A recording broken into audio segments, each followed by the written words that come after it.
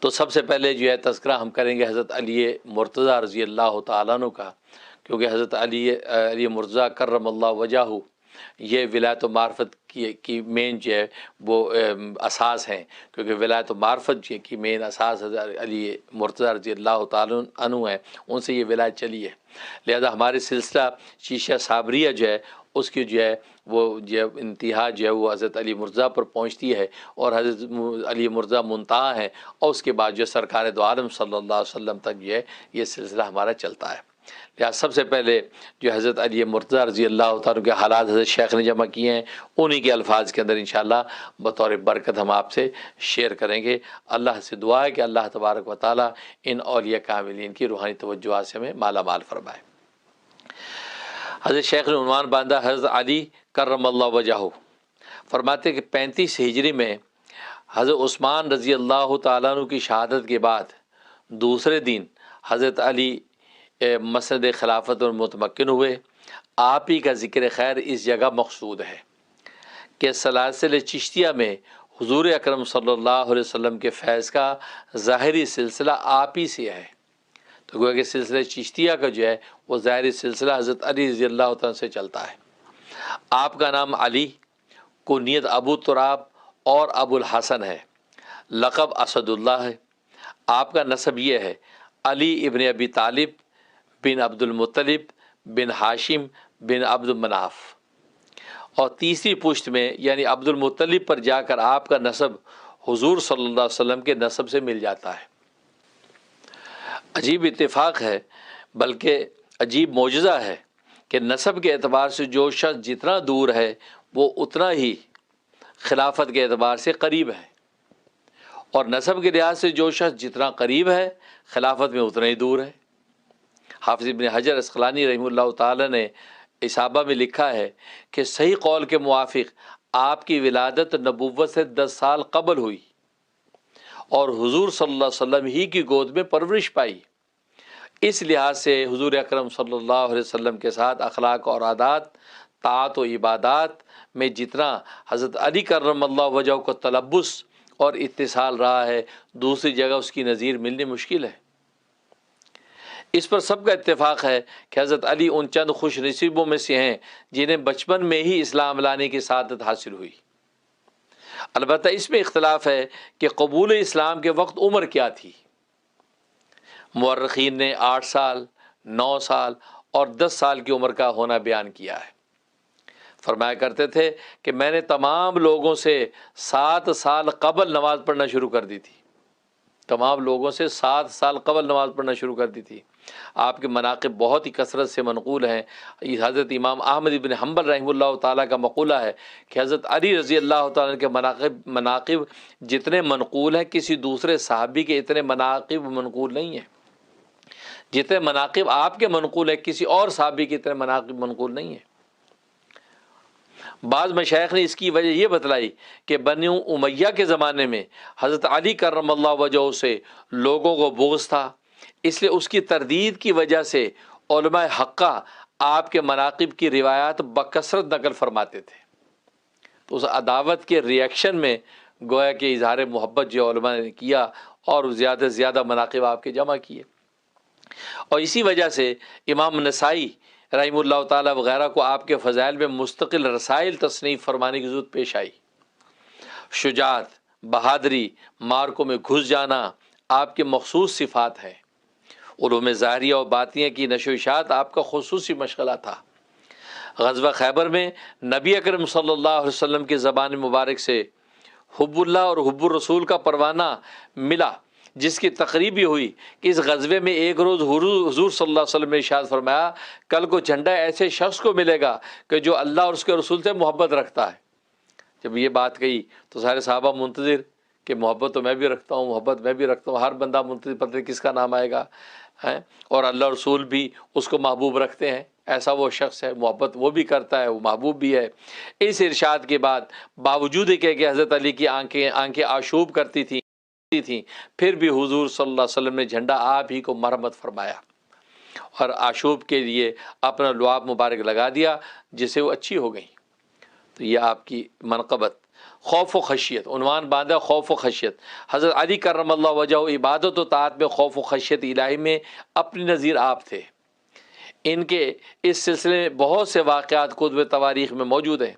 عادت شریفہ تھی کہ جب نماز کا وقت آتا تو بدن میں کپ کپی دوڑ جاتی، چہرہ کا رنگ زرد ہو جاتا۔ دریافت کرنے پر فرمایا کہ یہ اس امانت کی ادائیگی کا وقت ہے کہ جس کو حق تعالیٰ نے آسمان و زمین و پہاڑ پر اتارا، مگر اس کے تحمل سے عاجز ہو گئے، اور میں نے اس کا تحمل کیا ہوا ہے، یہ فرماتے تھے۔ اور حقیقت ہے مومن صادق کی یہی شان ہے۔ کمیل کہتے ہیں کہ میں ایک مرتبہ حضرت علی رضی اللہ تعالیٰ کے ساتھ چلا اور ایک قبرستان میں پہنچا اور ایک مقبرے کی طرف متوجہ ہو کے فرمایا، اے مقبرے والو، بوسیدگی والو، اے وحشت اور تنہائی والو، کیا حال ہے؟ ہماری خبر تو یہ ہے کہ تمہارے مرنے کے بعد اموال آپس میں تقسیم کر لیے گئے، اولادیں یتیم ہو گئیں، بیویوں نے دوسرے شوہر کر لیے، یہ تو ہماری خبر ہے، کچھ اپنی بھی تو کہو، کہ وہ اہل قبر سے گویا کہ خطاب کر رہے ہیں، اپنی بھی تو کہو۔ اس پر حضرت کمیل کی طرف متوجہ ہوئے فرمایا، اگر ان کو بات چیت کی اجازت ہوتی تو یوں کہتے کہ بہترین توشہ تقویٰ ہے، بہترین توشہ تقویٰ ہے، یہ فرما کر خوب روئے، کہ گویا کہ وہ جتنے مرحومین ہیں قبرستان میں، وہ اگر بولتے تو یہ کہتے کہ بہترین یہ توشہ تقویٰ ہے۔ اور پھر آپ رونے لگے۔ فرمایا، کمیل، قبر عمل کا صندوق ہے، اور موت کے وقت اپنی زندگی کے کیے ہوئے اچھے اور برے اعمال معلوم ہو جاتے ہیں۔ تو گویا کہ موت جب آتی ہے تو اچھے برے اعمال کا پتہ چل جاتا ہے۔ جیسے فرمایا کہ قبر عمل کا صندوق ہے کہ وہاں سارے اعمال جمع ہوتے ہیں۔ حضرت شیخ عنوان باندھتے حادثہ انتقال۔ حضرت علی کرم اللہ وجہ 35 ہجری میں خلیفہ بنائے گئے، 3 دن کم 5 سال خلیفہ رہے۔ 18 رمضان 40 ہجری کو عبد الرحمن ابن ملجم کے ہاتھ سے کوفہ میں شہید ہوئے۔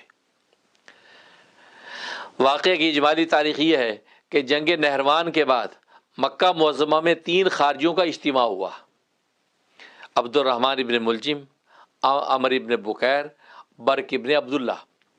ان بدبختوں نے آپس میں یہ طے کیا کہ حضرت علی کرم اللہ وجہ، حضرت معاویہ ابن سفیان، حضرت عمر ابن عاص کو قتل کر دیا جائے، کیونکہ یہ 3 جو صحابہ ہیں ان کو قتل کرنے کا پلان کیا ان خارجیوں نے۔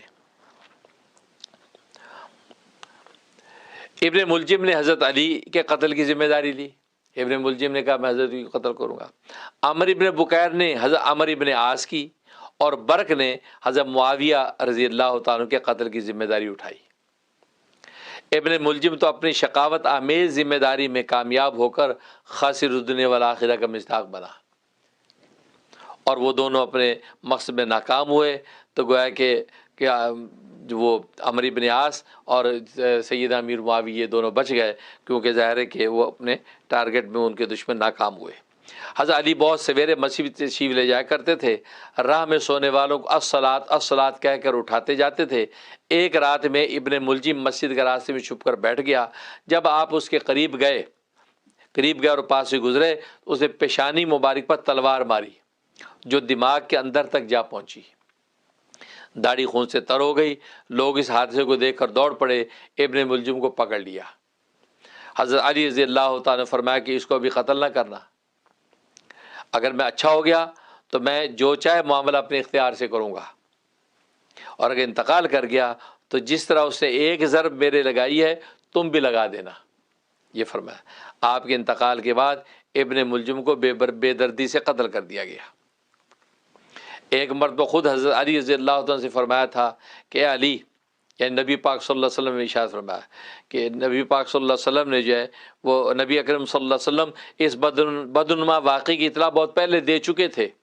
ایک مرتبہ خود حضرت علی سے فرمایا تھا، اے علی، پہلی امتوں میں سب سے زیادہ شقی وہ تھا جس سے حضرت صالح کی اونٹنی کے پاؤں کاٹے تھے، اور پچھلوں میں سب سے زیادہ شقی وہ ہے جو تمہاری اس داڑھی کو تمہارے سر کے خون سے رنگین بنا دے گا۔ یعنی حضرت صلی اللہ علیہ وسلم نے پہلے سے خبر دی تھی کہ یہ واقعہ ہونے والا ہے، اور وہی ہوا کہ حضرت علی رضی اللہ تعالیٰ شہید ہوئے اور آپ کی داڑھی جو ہے وہ خون سے رنگین ہو گئی۔ اس کے بعد حضرت شیخ نے عنوان باندھا متفرق واقعات۔ نمبر 1، حضرت علی فرماتے ہیں کہ ہم پر کئی دن ایسے گزرے کہ نہ تو ہمارے پاس کھانے کے لیے کوئی چیز تھی، نہ ہی نبی اکرم صلی اللہ علیہ وسلم کے پاس تھی۔ میں چلا جا رہا تھا کہ راستے میں ایک دینار پڑا ہوا ملا، تھوڑی دیر تو میں نے سوچا کسی کو اٹھاؤں یا نہ اٹھاؤں، آخر کار میں نے اسے اٹھا لیا، کیونکہ میں اس وقت بڑی تنگی میں تھا۔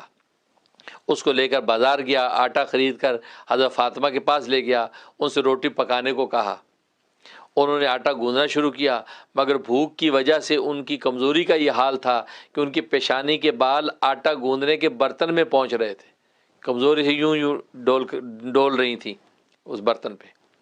باہر انہوں نے روٹی پکائی، میں حضور اکرم صلی اللہ علیہ وسلم کے پاس گیا اور اس واقعے کی اطلاع دی۔ آپ نے فرمایا اس کو کھا لو کہ یہ اللہ پاک نے تم کو رزق دیا ہے۔ تو یہ حضرت شیخ نے متفرق واقعات میں سے یہ ایک واقعہ بیان کیا۔ اور دوسرا واقعہ فرمایا کہ حضرت قیس بن ابی حازم فرماتے ہیں حضرت علی نے فرمایا کہ عمل کی بنسبت عمل کے مقبول ہونے کی طرف تقوی کے ذریعے زیادہ کوشش کیا کرو، عمل کرنے سے زیادہ عمل کے قبول ہونے کی کوشش کرو، اور تقوی کے ہوتے ہوئے کوئی عمل بھی تھوڑا نہیں کہا جا سکتا، اور وہ عمل تھوڑا کس طرح ہو سکتا ہے جو قبول کر لیا جائے۔ تقوی کے ساتھ کیا وہ تھوڑا سا عمل، وہ فرمایا کہ وہ تھوڑا نہیں ہے، وہ بہت زیادہ ہے۔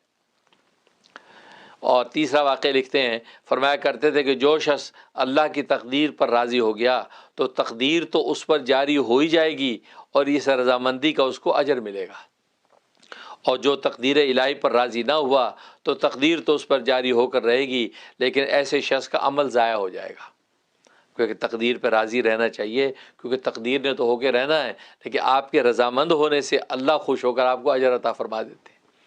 اگر تقدیر پہ انسان راضی نہیں ہوتا تو راضی نہ ہونے سے تقدیر ہٹتی نہیں ہے، وہ جاری ہوگی، لیکن آپ کے ناراضی ہونے کی وجہ سے عمل آپ کا ضائع ہو گیا، آپ کو اجر نہیں ملا۔ چوتھا لکھتے ہیں، فرمایا کرتے ہیں کہ دنیا مردار ہے اور اس کے چاہنے والے کتے ہیں، لہذا جو اس دنیا میں سے کچھ لینا چاہے وہ کتوں کے ساتھ ملا جلا کرے۔ یعنی دنیا سے مراد یہ ہے کہ وہ دنیا جو خدا سے غافل کر دے، اس دنیا کے حصول کے اندر اگر لگ گئے کہ جو خدا سے غافل کر دینے والی ہے، تو فرمایا کہ وہ پھر اس انسان کو چاہے کتوں کے ساتھ رہے، کیونکہ دنیا کو چاہنے والے کتے ہوتے ہیں۔ علامہ شعرانی رحمہ اللہ تعالیٰ نے حضرت علی کے اس مقولے کی تشریح کرتے ہوئے لکھا ہے کہ اس دنیا سے مراد وہ چیزیں ہیں جو حاجات ضروریہ سے زائد ہوں، اور جو چیزیں حاجات ضروریہ اور ضرورت کی ہیں وہ اس میں داخل نہیں ہیں۔ حوالہ دیا طبقات کا۔ نمبر 5 لکھا ہے، فرمایا ایک مرتبہ میرے متعلق حضور اکرم صلی اللہ علیہ وسلم نے بہت اہتمام سے یہ فرمایا تھا کہ علی، تمہارے بارے میں 2 فریق ہلاک ہوں گے، 2 فریق ہلاک ہوں گے۔ ایک وہ فریق جو محبت میں افراط اور زیادتی کرے گا اور ان باتوں پر میری تعریف کرے گا جو مجھ میں نہیں۔ فرمایا ایک فریق وہ ہلاک ہوگا۔ فرمایا دوسرا فریق وہ ہلاک ہوگا جو مجھ سے بغض رکھے گا اور میرے سے عداوت رکھنے کی بنا پر مجھ پر تو بہتان رکھے گا۔ تو حضرت علی نے فرمایا کہ یہ میرے بارے میں نبی نے فرمایا کہ ایک جو محبت بھی اس قدر افراط کریں گے، اس قدر بڑھ جائیں گے کہ ان باتوں پہ بھی تعریف کریں گے جو مجھ میں نہیں ہے، اور دوسرا وہ جو مجھ سے بغض رکھے گا اور عداوت کی وجہ سے مجھ پہ بہتان لگائے گا۔ فرمایا یہ 2 فریق جو ہے، فرمایا کہ یہ ہلاک ہوں گے علی تمہارے بارے میں۔ اور مشکات شریف کے حوالے سے جو حضرت شیخ نے جو ہے یہ روایت نقل کی ہے۔